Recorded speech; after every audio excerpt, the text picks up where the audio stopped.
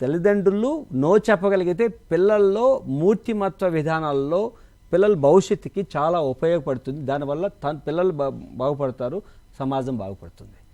That's a nature. చూడండి, మీరు చూస్తున్నారు కదా, పేపర్లో వస్తున్నాయి ఎన్నో హిట్ అండ్ రన్ కేసెస్ చూస్తున్నాం, బ్యాడ్ డ్రైవింగ్ చూస్తున్నాం, మైనర్ డ్రైవింగ్ చూస్తున్నాం, లైక్ డ్రగ్ అడిక్ట్స్ చూస్తున్నాం, మైనర్స్ డ్రగ్ అడిక్ట్స్ చూస్తున్నాం, ఇన్ఫ్లుయెన్సర్స్ చూస్తున్నాం, చిన్న చిన్న విషయాలకు ఇన్ఫ్లుయెన్స్ అవుతున్నారు.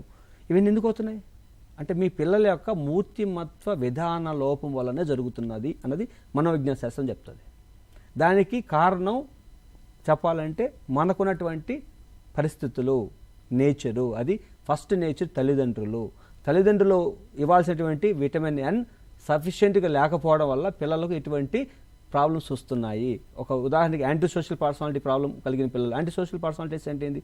తన సంతృప్తి కోసం ఎటువంటి వ్యక్తి ఎంత రకమైనటువంటి పరిస్థితులు కూడా తను పూనుకొనడం, కొట్టడం కానీ, తిట్టడం కానీ, డబ్బు తీసుకోవడం కానీ, లేదంటే ఎదుటి వ్యక్తిని భయపించడం కానీ, బెదిరించడం కానీ, ఎన్ని రకాలు చేస్తుంటారు.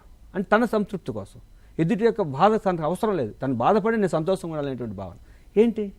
తను గాయపరుచుకోవడం, సరే ఓపిక లేకపోవడం, ఎదుటి వ్యక్తి చెప్పే మాటలు కూడా పూర్తిగా వినకుండా తిరిగి సమాధానం చెప్పడం, ఇంటర్ఫీర్ కావడం, ఇంపల్సివిటీ. ఇవన్నీ కూడా ఎందుకు వస్తున్నాయి? చూడండి, మన సమాజం ఎంతమంది ఓపికగా ఉంటున్నారు, ఎంతమంది నేను కష్టపడతాను, నేను శ్రమ పడతాను, శ్రమకు అనుగుణంగా ఫలితాన్ని ఆశిస్తాను, టైం పడుతుంది నేను అభివృద్ధి చెందడానికని ఓపిక ఉంది ఎవరికన్నా? ఈరోజు స్టార్ట్ చేస్తే రేపు పొద్దునకి నేను ఏదో కావాలి అంటే they want very impulsive act. దీనివల్ల ఏమవుతుంది? మనం అనుకుంటున్నాం చాలా డెవలప్ అవుతున్నాయి, రెస్ technological we are growing like that anyway. కానీ మానసిక కోణంలో కూడా మనం అభివృద్ధి చెందాలి. అభివృద్ధి చెందాలంటే మన పిల్లలు, మన భవిష్యత్తు మార్పులు రావాలి.